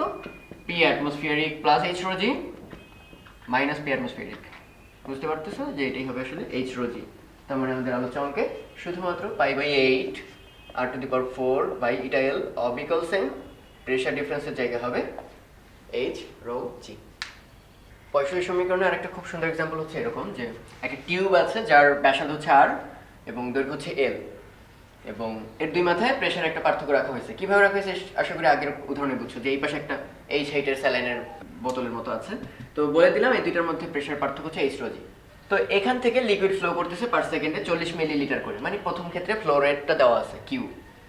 এরপর করলো কি, খুব চিকনা আর একটা নল, যেটার দৈর্ঘ্য স্টিল এল কিন্তু ব্যাসার্ধ অর্ধেক আর বাই 2, সেটাকে এর সঙ্গে একসঙ্গে অ্যালাইন করে দিলাম, মানে ওভারঅল একটা টিউব, এবং তাদের মধ্যে প্রেশারের পার্থক্য আগের মতোই রেখে দিলাম। তার মানে ডেল্টা পি আগেও যেমন দুই মাথা ছিল এইচ রো জি, এখন এই পুরাটার দুই মাথা হচ্ছে এইচ রো জি। তাহলে অবভিয়াসলি ফ্লো রেট কিছুটা কমবে, দৈর্ঘ্য একের তো বেড়ে গেল। ওকে, তো প্রেশার আর দুইটার জন্য সেম নেই, দুইটার জন্য ছড়ায় পড়ছে। আলটিমেটলি এই ফ্লো রেটটা এখন নতুন ফ্লো রেটটা কত হবে, এটা আমাদের কোয়েশ্চেন। আগের ফ্লো রেটটা যদি 40 হয়, নতুন ফ্লো রেটটা কত হবে? তো আমরা এতটুকু গেস করতে পারছি যে এই দুইটার মধ্যে ডিফারেন্স এখন এইচ রো জি। তাহলে এই যে দুই মাথার যে পার্থক্যটা, এ থেকে বি, এরপর বি থেকে সি, এই দুইটার পার্থক্যটা সমান না। ওকে, তাহলে আমরা আশা করতে পারি একটু শিওর যে প্রথম পার্থক্য প্লাস দ্বিতীয় পার্থক্য, যেমন সার্কিটের ক্ষেত্রে তোমরা বলো বিভব পার্থক্য যোগ বিভব পার্থক্য হচ্ছে টোটাল পার্থক্য। কাইন্ড অফ এই যে এরকম সিরিজে যেমন রেজিস্টার থাকে, এর অ্যাক্রসে ভোল্টেজ ড্রপ হলো V1, এটা V2, টোটাল ভোল্টেজ ড্রপ হবে V1 প্লাস V2। ওখানে যেমন বিভব পার্থক্য, এখানে চাপের পার্থক্য। তাহলে এটা সমান আমরা delta P, that is H rho G লিখতে পারি। এখন একটু খেয়াল করে দেখো, প্রথম ক্ষেত্রে আমাদের সবকিছু গিভেন, তাহলে কিউ সমান আমরা কি পড়ছি, pi by 8 P R to the power 4 divided by eta L. ওকে, তাহলে এটা গিভেন একটা কিছু দেওয়া আছে, এল এর দৈর্ঘ্য দেওয়া আছে, প্রেসার ডিফারেন্সটা আসলে কত, এইচ রো জি গিভেন, তাহলে pi by 8 R to the power 4 divided by eta L into H rho G, একটু আগের অঙ্কে আমরা যেভাবে করেছি। এবার একটু খেয়াল করো, এখানে তো একটা রিলেশন আমরা পাচ্ছি যে del P 1 plus del P 2 equal to H rho G. আরো একটা ইকুয়েশন আমরা কিভাবে ডিরাইভ করতে পারি একটু খেয়াল করো। সার্কিটে যদি এরকম সিরিজে, এখানে যেমন পাইপ লাগানো সিরিজে, সার্কিটে এরকম রেজিস্টর যদি সিরিজে থাকে, তাহলে এটা তো অলরেডি বাচ্চাদেরও জানার কথা যে সিরিজের ক্ষেত্রে সব বিন্দুতে কারেন্ট কি থাকে, সেম। আর কারেন্টও কিন্তু একটা ফ্লো রেট, চার্জের ফ্লো রেট, চার্জ বা কুলম পার সেকেন্ড। একইভাবে আমাদের এখানে হচ্ছে মিলিলিটার বা লিটার পার সেকেন্ড পানির ফ্লো রেট। তাহলে ওখানে যদি প্রত্যেক বিন্দুতে কন্টিনিউইটি মানে দ্যাট ইজ প্রত্যেক বিন্দুতে রেটটা সেম থাকতে হবে, তাহলে অবভিয়াসলি এইখানে যে রেটটা, এইখানে রেট, সব পয়েন্টের রেটটা সেম থাকতে হবে। তাহলে আমি কি দাবি করতে পারি, প্রথম অংশের জন্য ফ্লো রেট, পরের অংশের জন্য ফ্লো রেট, এগুলো সব সমান, Q1 প্রাইম Q2 প্রাইম, মানে ওভারঅল নাম দিতে পারি আমরা Q প্রাইম। এবং সেই Q প্রাইম আমরা আসলে কিভাবে বের করতে পারি খেয়াল করো, প্রথমটার জন্য একটা বের হবে, দ্বিতীয়টার জন্য আরেকটা বের হবে, কিন্তু তারা আসলে পরস্পর সমান। তাহলে প্রথমটার জন্য পয়সা অ্যাপ্লাই করি আমরা, পাই by 8 R to the power 4, কারণ এখনো তার ব্যাসার্ধ হচ্ছে r, divided by eta length l, h rho G, সেটা আমরা লিখতে পারবো না, কারণ এটার জন্য আমরা জানি না এক একজনের জন্য কত, ওভারঅল এবার কত h রো জি, তাই তার জন্য লিখতে হবে তার জন্য যে প্রেসারের পার্থক্য ডেল্টা পি 1। আর ডান পাশে কি পাচ্ছি, এটার জন্য আবার কি লিখবো, pi by 8 still r to the power 4 আর লিখতে পারবো না, কারণ ব্যাসার্ধ কমে হয়ে গেছে r বাই 2, তাহলে আমাদের লিখতে হবে r by 2 two the power 4, এটা স্টিল নাও একই, এল এর লেংথটাও সেম আছে এখনো, ডেল্টা পি 2, তার মধ্যে দুই মাথার প্রেসারের পার্থক্য ডেল পি 2। তাহলে এই দুইটা রিলেশন থেকে আমরা একটা সম্পর্ক বের করবো কাদের, ডেল পি 1 আর ডেল পি 2 এর মধ্যে। কিরকম, 5 বাই 8 কাটা, এটা এল বাদ, এখানে r টু দি পাওয়ার 4, ওখানে একটা r টু দি পাওয়ার 4 আসবে, এখানে থাকবে ডেল পি 1, ওখানে থাকবে ডেল পি 2, বাট এই যে 2 তার উপর পাওয়ার 4 নিচের দিকে, সো এটা আসলে 2 দুগুণে 4 দুগুণে 8 দুগুণে 16। সো একটা সম্পর্ক কিন্তু আমরা পেয়ে গেছি, ডেল পি 2 ইকুয়াল টু হবে 16 ডেল পি 1। খুব চিকনা নল, দেখতেই পাচ্ছ হিউজ প্রেসার, প্রথম নলের জন্য তার চেয়ে 16 গুণ বাড়তি প্রেসার। তাহলে এই সম্পর্কটা পেয়ে গেলে আমরা এখান থেকে একটা হেল্প নিতে পারি, কিরকম, del P 1 plus del P 2 সমান হচ্ছে এইচ রো জি, এর মধ্যে ডেল পি 2 হচ্ছে 16 ডেল পি 1, তাহলে 16 ডেল পি 1 প্লাস একটা del P 1, 17 del P 1 equal to H rho G, that is del P 1টা আমরা পেয়ে গেছি, del P 1 equal to H rho G divided by 17। Okay, তাহলে আমরা দেখি এবার কিউ প্রাইম সমান কি বের করছিলাম, কিউ প্রাইম সমান এই যে এই রাশিটা, এটা বলো ডানেরটা বলো একই রেজাল্ট দেবে, কারণ এই দুটোই কি সমান। তাহলে আমরা লিখতে পারি pi by 8 R to the power 4 divided by eta L, del P 1, সেই ডেল পি 1 এর জায়গায় লিখতে হবে H rho G divided by 17। মজার ব্যাপার খেয়াল করছো, এই পুরা রাশিটা কিন্তু এখানেও চলে আসছে, কমপ্লিট রাশিটা, বাড়তি শুধু কত, নিচে 17। তাহলে পুরা রাশিটার মান তো আমাদের কোয়েশ্চেনই দেওয়া আছে 40 মিলিলিটার পার সেকেন্ড, তাহলে এই উপরের রাশিটার মান হচ্ছে 40 আর এখন ডিভাইডেড বাই 17, রেট কমে যাবে, common sense, millilitre per second. আমরা এখন একটা নতুন টপিক শুরু করব, এটা খুবই একটা ইম্পর্টেন্ট টপিক, এটা হচ্ছে excess pressure in a bubble. সেটা পানির বুদবুদ হতে পারে কিংবা সাবানের বুদবুদ হতে পারে, ওর হোয়াটএভার মেবি দ্য কেস। আমরা প্রথমে পানির বুদবুদ নিয়ে আলোচনা করতেছি, পানির গোলক। তো একটু খেয়াল করে দেখছো কিন্তু যে সবাই জানি আমরা পানির একটা সারফেস টেনশন বা পৃষ্ঠটান আছে, আর সেই পৃষ্ঠটান চাই কি, পানির পৃষ্ঠতলে ক্ষেত্রফলকে মিনিমাম করতে, মানে কন্ট্রাক্ট করতে, ভেতরে চাপায় ফেলতে চায়। তাহলে খুব কমন সেন্স না যে পানির ভেতরে একটা বাড়তি প্রেসার থাকবে, কারণ কেউ তাকে চাপ দিয়ে ধরে রাখতে চায়। সে ফর এক্সাম্পল পিভি ডায়াগ্রাম যেমন তোমরা পড়ছিলা, একটা সিলিন্ডার পূর্ণ গ্যাস আছে, তার উপর থেকে যদি প্রেসার দাও আসলে ওর ভেতর কি প্রেসার বাড়তে থাকবে, ভলিউম কমা দিতে চাইলেই কেউ প্রেসার বেড়ে যাবে, ধাক্কা ধাক্কি বেশি হবে। তো একটু আমাদের কমন সেন্স যে একটা বাবল যেহেতু কন্ট্রাক্টেড অবস্থায় আছে, তাহলে তার ভেতরে প্রেসারটা বাইরের প্রেসারের চেয়ে বেশি। আর একটু এক্সাক্ট গেস করি, এইটুকু অংশ যদি আমরা একটু কেটে নিই এই পৃষ্ঠটা, তাহলে একটু চিন্তা করে দেখো তো, এখানে একটা পয়েন্ট বিবেচনা করলাম এ, আর তার বাইরে একটা পয়েন্ট বিবেচনা করলাম বি। তাহলে যদি দুইটা প্রেসার সমান হতো, সাপোজ তোমাদের অনেক সময় দেখো না জানালার পর্দা, জানালার পর্দার দুই পাশে বাতাসের চাপ যদি সমান থাকে তাহলে পর্দা কেমন থাকে, ফ্ল্যাট। বাট হঠাৎ করে দরজা যদি টান দাও একটা রুমের, আইদার বাইরের দিকে ঝুঁকে যায় আর ভেতর দিকে ঠেসে যায়, এর অর্থ কি, আমরা কখনো একটা প্রেসার কমাই দিতেছি আর একটা তখন বাড়তি হয়ে যায়, তখন সে উল্টা সাইড থেকে একটা প্রেস করার চেষ্টা করে। তাহলে এখান থেকে বোঝাই যাচ্ছে কার প্রেসার বেশি। নর্মালি থাকতো ফ্ল্যাট, এই পাশে কেউ যদি প্রেসার বাড়তি দেয় ওর তুলনায়, তাহলে এটা কেমন হয়ে যাবে, বাঁক নেবে। বুঝতে পারছি আসলে? ওয়েল, তাহলে আমরা একটু খেয়াল করে দেখি, একটু আমরা শেয়ার হয়ে গেছি যে পি এটা কার চেয়ে বড়, পিবি এর চেয়ে বড়, অবভিয়াসলি বড়, কিন্তু তাতে তো আর শান্তি পাইলাম না, কারণ ভেতরে প্রেশার বেশি বাইরে প্রেশার কম, তারপরে এই অবস্থায় থাকতে পারে জগতের কোনো কিছু? সবাই চায় কি সাম্যাবস্থায় চলে আসতে, তাহলে অবশ্যই সে চেষ্টা করবে কি ফ্ল্যাট করে দিতে একটা সময়, যাতে দুই পাশ সমান হয়। কিন্তু তা কিন্তু না, আরেকটা বাড়তি ঝামেলা আছে। এ চাচ্ছে ঠেলে বাইরে চলে যেতে, কারণ সে কন্ট্রাক্টের অবস্থা আছে, সে বাইরে ঠেলে যেতে চায়, কিন্তু আমরা তো অলরেডি জানি পৃষ্ঠটান তাকে আবার কি চাই, সংকুচিত করে ফেলতে। তার মানে এই যে আমরা এক্সপেক্ট করছিলাম প্রেশার এ বেশি বলে বাইরের দিকে আরো বাড়তে থাকবে, সেই বাড়তে থাকাটা বন্ধ হয়ে যাবে কার কারণে? পৃষ্ঠটানজনিত বলের কারণে, কারণ সে চাবে আবার স্কুইজ করে রাখতে।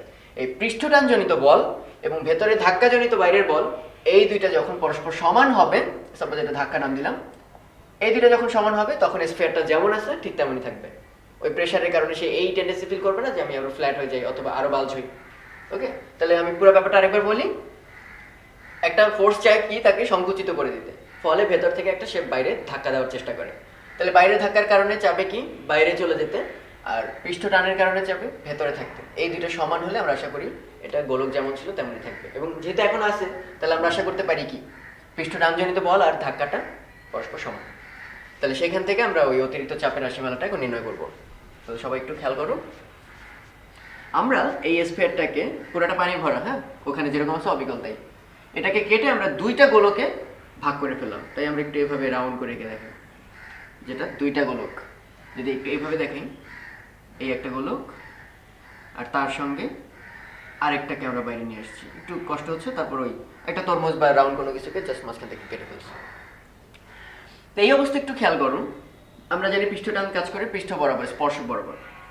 তাহলে এই যে বামের গোলকটাকে সে ভেতরে ঢুকিয়ে দিতে চায় শর্ট করে বা সংকুচিত করে, একইভাবে এই গোলকটাকে সে এই বরাবর স্কুইজ করতে চায়। তাহলে এগুলোর আমরা নাম দিলাম পৃষ্ঠটানজনিত বল, এফটি। কিন্তু এতে কি হওয়ার কথা ছিল, একদম লিটল হয়ে যাওয়ার কথা ছিল। কিন্তু এই যে স্কুইজ করতে গেলে আন্তঃআণবিক দূরত্বগুলো কমে যায়, তখন তারা আবার বিকর্ষণ করা শুরু করে, ফলে তারা আবার বাইরে থেকে একটা প্রেশার দেওয়ার চেষ্টা করে। ওকে, তাহলে এই যে বাইরের দিকে একটা এক্সেস প্রেশার দেয়, এই কারণে তারা সাম্যাবস্থায় বা এরকম গোল থাকতে পারে। তাহলে আমরা এই জিনিসটা একটু চিন্তা করি যে পৃষ্ঠটানজনিত বল সাম্যাবস্থায়, মানে সে যখন স্টিল গোলক আছে, তখন এই বলটা কে আটকে ধরে রাখতে পারতেছে? এই এক্সেস প্রেশার জনিত বল। এক্সেস প্রেশার না, কারণ বাম পক্ষে আছে বল, ডান পক্ষে হবে বল। তাহলে প্রেশার কি আসলে একক ক্ষেত্রফলে বল, তাহলে পুরো ক্ষেত্রফলে বলটা কি হবে? এই যে কোনো একটা অর্ধগোলকের জন্য কতটুকুর উপর প্রেশারটা হবে, সেই ক্ষেত্রফলটা হবে পাই, ব্যাসার্ধ যদি ধরি আর, তাহলে পাই আর স্কোয়ার। আর আমরা তো এটা অলরেডি জানি, এই যে বলগুলো কাজ করতেছে এটা কি পুরো লেন্থ বরাবর না? আর যতটুকুকে টাচ করে আছে, যাদের মনে আছে নিশ্চয়ই, এই লেন্থ আসলে কতটুকু, পুরাটা যদি বিবেচনা করো, তাহলে পুরা এই যে পরিধিটা, সেই পুরা লেন্থের মধ্যে বলটা কাজ করতেছে। তাহলে টি ইন্টু এল, যে সেই এল এর পরিচয় হবে এখানে 2 পাই আর। তাহলে এখানে 2 পাই আর, ওখানে এক্সেস প্রেশার ইন্টু পাই আর স্কোয়ার। তাহলে এখানে কাটাকাটি করলে আমরা পাচ্ছি পাই পাই কাটা, এক্সেস প্রেশারের রাশি বলা হবে 2t ডিভাইডেড বাই এই আর কাটলে একটা আর থেকে যাবে 2t বাই আর। ওকে, তাহলে পানির বুদবুদের ক্ষেত্রে আমরা দেখতে পেলাম ভেতর থেকে যে বাড়তি প্রেশারটার কারণে সে এরকম গোল আকার ধারণ করতে পারে, সেটা হচ্ছে 2t বাই আর। এবার দেখা যাক একটা সাবান বুদবুদের ক্ষেত্রে অতিরিক্ত প্রেশারের মানটা কত। তো একইভাবে আমরা এটাকে একটা অর্ধগোলকে বিভক্ত করে নিলাম। তো আমরা জানি পৃষ্ঠটান কি করতে চাইবে, তাকে সংকুচিত করতে চাইবে। সাপোজ বাম গোলকের কথা চিন্তা করো, আর ভেতর থেকে একটা অতিরিক্ত প্রেশার তাকে আটকে ধরবে, এই সংকুচিত হওয়া এক্সেস প্রেশার নাম দিলাম আমরা তাকে। ওকে, এবং সে কোন ক্ষেত্রফলের উপর কাজ করতেছে? এই সেই পাই আর স্কয়ার ক্ষেত্রফলের উপর কাজ করতেছে। কিন্তু পানির বুদবুদের সাথে সাবান বুদবুদের বেসিক ডিফারেন্সটা কোথায়? যে পানির মধ্যে পুরোটাই পানি এবং খালি বাইরের পৃষ্ঠতলটাই বাতাসের সংস্পর্শে আছে, এবং পৃষ্ঠতল বলতে আমরা আসলে এটাই বুঝি, পানির সাথে বাতাস। তাহলে একইভাবে এখানে সাবান বুদবুদের ক্ষেত্রে কিন্তু মোট তল দুইটা, একটা হচ্ছে বাইরের বাতাসের সঙ্গে সংস্পর্শে তল, আর একটা হচ্ছে ভেতরের বায়ুস্তরের সাথে সংস্পর্শে তল। তাহলে আমরা আশা করতে পারি কি স্পর্শ বরাবর দুইটা পৃষ্ঠটান কাজ করবে, একটা বাইরের সারফেসকে আর একটা ভেতরের সারফেসকে, এবং পুরো তো যেহেতু প্রায় নগণ্য, তাহলে আমরা আশা করতে পারি বাইরেরটা হচ্ছে 2 পাই আর ব্যাসার্ধ জুড়ে, যে প্রত্যেক লেন্থের প্রত্যেক বিন্দুতে, আর ভেতরের লেন্থেরও প্রত্যেক বিন্দুতে কাজ করতেছে। ফলে টি ইন্টু 2 পাই আর, টি ইন্টু 2 পাই আর, টোটাল ফোর্স হবে 2 বার। তো আসলে টি ইন্টু 4 পাই আর, এই হচ্ছে পৃষ্ঠটানজনিত বল, এবং সেটাকে কাউন্টারঅ্যাক্ট করবে কি ব্যালেন্স করার জন্য এক্সেস প্রেশার, যেটা পাই আর স্কয়ার ক্ষেত্রফলের উপর কাজ করতেছে। তাহলে এক্সেস প্রেশার ইন্টু পাই আর স্কয়ার এরিয়া। তাহলে এখানে সলভ করে আমরা পাবো পাই পাই কাটা যাবে 4 না, তাহলে আলটিমেটলি থাকবে excess pressure equal to 4t divided by R. এই আর কাটলে এখানে একটা আর থাকবে, এই 4টা কিন্তু কাটানো। ওকে, তাহলে খেয়াল করে দেখো এখন প্রেশার কিন্তু আরো বেশি, কারণ দুইটা পৃষ্ঠটান মিলে যেহেতু তাকে চাপাতে চায়, তাহলে আরো বাড়তি প্রেশার দিয়ে তাকে ঠেলে ধরে রাখতে হবে যাতে শেপটা ধরে রাখতে পারে। অতিরিক্ত চাপের একটা সুন্দর অঙ্ক আছে এখানে, যে একটা পাত্র, সে পাত্রের মধ্যে পারদ ভরা, তো পাত্রের তলায় একটা ছিদ্র আছে, সেই ছিদ্রে ব্যাসও দেওয়া আছে অনেক ছোট, 60 × 10⁻⁶ মিটার, মানে 60 মাইক্রোমিটার। তো এর মধ্যে পারদের পৃষ্ঠটান গিভেন, তো বলা আছে এখানে যত পারদ বাড়াতে থাকবে অবভিয়াসলি কি এখান থেকে পড়ে যাওয়ার টেন্ডেন্সি বাড়তে থাকবে, কারণ চাপ বাড়তেছে। চাপ বাড়তে বাড়তে বাড়তে একটা সময় কি হবে, এতক্ষণ ধরে তো এর ভেতরে একটা অতিরিক্ত চাপ ছিল, সেই অতিরিক্ত চাপ ধরে সে তার দেয়ালকে গোল রাখছে। কিন্তু এখন যদি উপর থেকে তার হাইট বাড়াতেই থাকো, তাহলে এর উপর কিন্তু প্রেশার হিউজ। এখন আর বাইরের প্রেশার কিন্তু আর কম থাকবে না, প্রেশার বাড়তে বাড়তে বাড়তে বাড়তে একটা সময় এমন এক উচ্চতায় নিয়ে গেলাম, ধরলাম সেই উচ্চতা এইচ, তাহলে তখন প্রেশার হবে এই যে পুরো এইচ গভীরতায় প্রেশারটা হবে এইচ রো জি, এবং সেটা তখন কার সমান হয়ে যাবে, যে এক্সেস প্রেশার দিয়ে সে এই রাউন্ড শেপটা ধরে রাখতে পারছিল। এবং এটা আমরা জানি নিরেটের ক্ষেত্রে, দ্যাট ইজ যদি সাবানের মতো ডাবল বুদবুদ না হয় তাহলে সেটা হচ্ছে 2T/R। তাহলে কোয়াইট সিম্পলি আমরা লিখতে পারি এখান থেকে টি এর ভ্যালু গিভেন, রো জানি, এই যে রো গিভেন, ওকে, পারদের রো দেওয়া থাকবে, আর রেডিয়াস দেওয়া আছে কারণ এখানে ব্যাস দিয়ে ভাগ করলে রেডিয়াস পেয়ে যাবো। সো আলটিমেটলি সলভ করে কি চলে আসবে, এইচ সর্বোচ্চ কত উচ্চতায় পারদ যদি এখানে পূর্ণ করো তাহলে এখান থেকে নিচে পড়া শুরু করবে। তো এটা একটা মজার অঙ্ক, যে সাবানের বুদবুদ আছে দুইটা, একটা 3 সেন্টিমিটার ব্যাসার্ধ আর একটা হচ্ছে 4 সেন্টিমিটার ব্যাসার্ধ। তো এরা খুব ক্লোজ হলো, ক্লোজ হওয়ার পর সমস্ত প্রক্রিয়া মানে টেম্পারেচারের কোনো চেঞ্জ হয়নি, তার মিশে এক হয়ে গেল, ফলে বাবুলটার সাইজ বাড়বে, আমরা কমন সেন্সে বুঝি। তো সেই বাবুলটার নতুন ব্যাসার্ধটা কত হবে, তো সমস্ত প্রক্রিয়া যেহেতু নাম বলে দিছি তাহলে বয়েলের সূত্র মাস্ট। তার মানে কিছু বুঝি বা না বুঝি, শুরুতে যে পিভি থাকবে, শুরুতে পিভি তো আর একটা না দুইটা, প্রথম বাবুলের P1 V1, পরের বাবুলের P2 V2, আর পরেরটা সাপোজ বড় P বড় V, তাহলে বামের পিভি সমান হবে ডানের পিভি, ওকে, মেশার আগে আর পরে। তো আমরা প্রেশারের জন্য এতক্ষণ ধরে রাশিমালাগুলো বের করছি। প্রথমটার প্রেশার কত হবে, যেহেতু এগুলো সাবান বুদবুদ, 4T/R1, সেই R1টাই দেওয়া আছে 3 সেন্টিমিটার।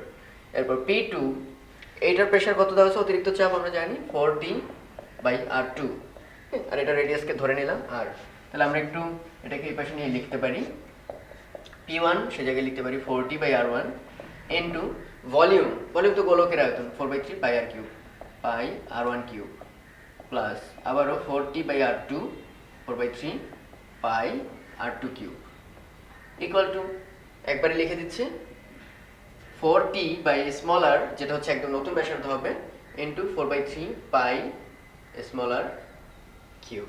তাহলে আমরা একটু কাটাকাটি করে পাই কি, 4/3 পাই তো বাদ সব জায়গা থেকে, 4T সব বাদ, এখানে থাকবে প্রথমে R1 square plus R2 square equal to R square. So quite simply পিথাগোরাসের উপপাদ্যের মতো, R equal to √R1 square plus R2 square.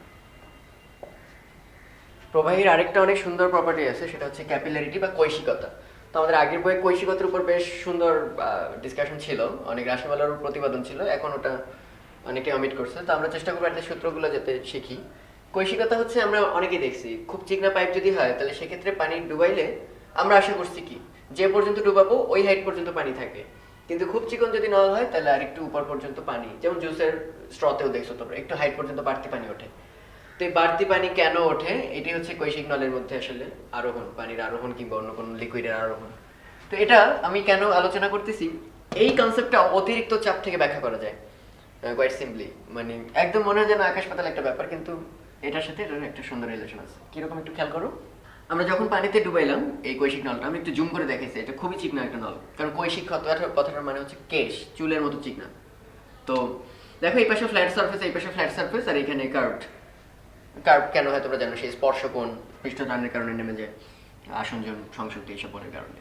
কিন্তু একটু মজার ব্যাপার খেয়াল করো, আমি এই পয়েন্টটার একটা নাম দিয়ে দিলাম, সাপোজ কোনো এখন নাম দেওয়ার দরকার নেই, এই একটা পয়েন্ট, এই একটা পয়েন্ট, তাহলে এর তো সরাসরি আসলে কি ফ্ল্যাট সারফেসে আছে, সো বাতাসের যা প্রেশার হবে ওর তাই প্রেশার, অত গভীরে যেহেতু যায় নাই, তাহলে এই পয়েন্টের প্রেশার হচ্ছে সিম্পলি অ্যাটমসফিয়ারিক প্রেশার, ওকে।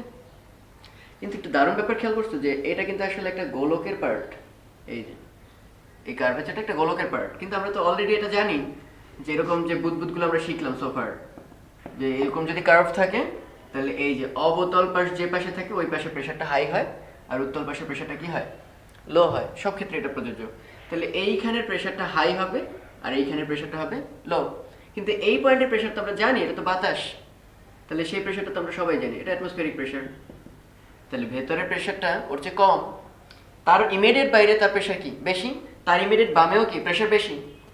তাহলে আসলে কি করবে, এক জায়গায় তো কখনোই ভিন্ন প্রেশার থাকতে পারে না, তারা চাপ দেবে। চাপ দিলে এটা কি হবে, উপরে উঠতে থাকবে ধীরে ধীরে।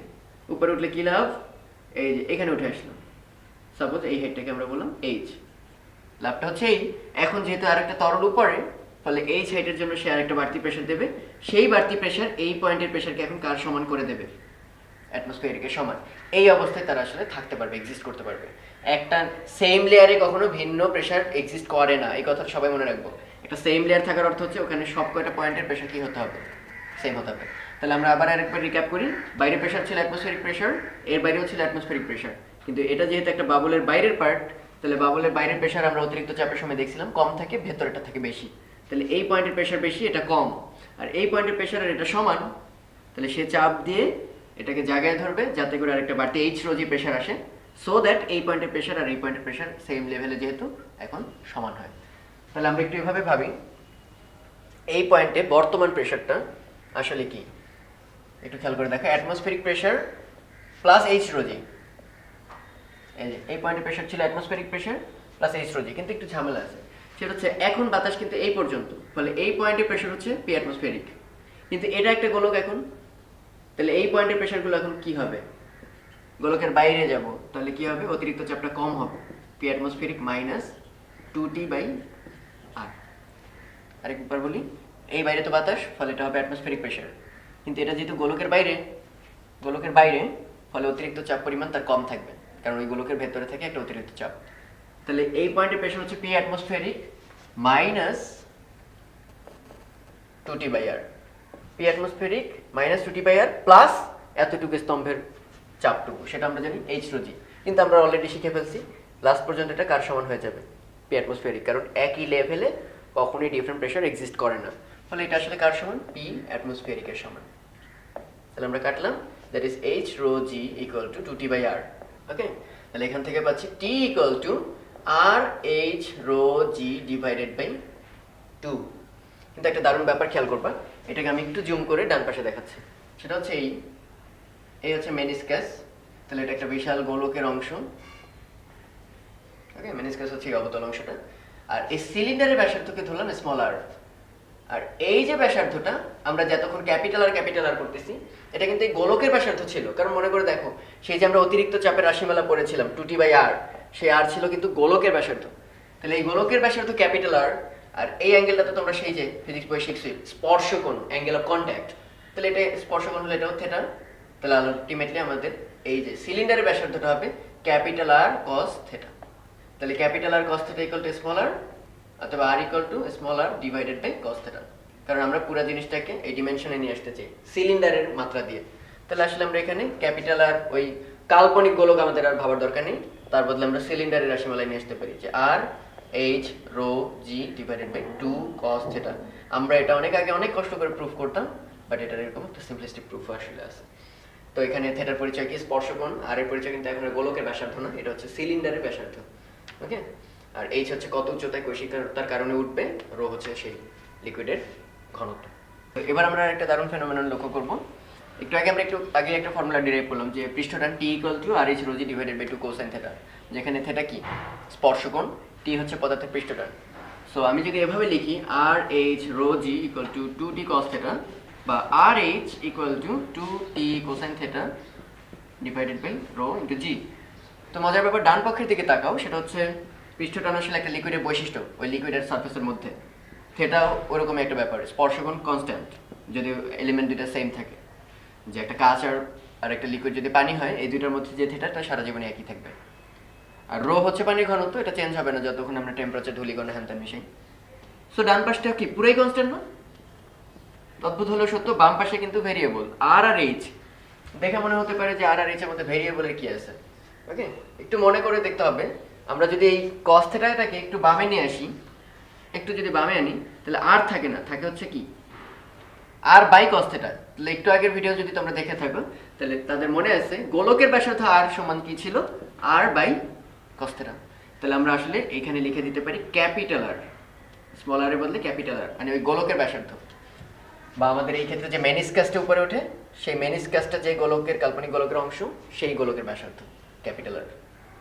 তাহলে এখানে একটা দারুণ ব্যাপার, ক্যাপিটাল আর ইন্টু এইচ আর ডান পাশটা হচ্ছে কনস্ট্যান্ট। তাহলে একটু উত্তর দাও তো যে আর আর এইচ এর গুণফল কনস্ট্যান্ট, তাই না?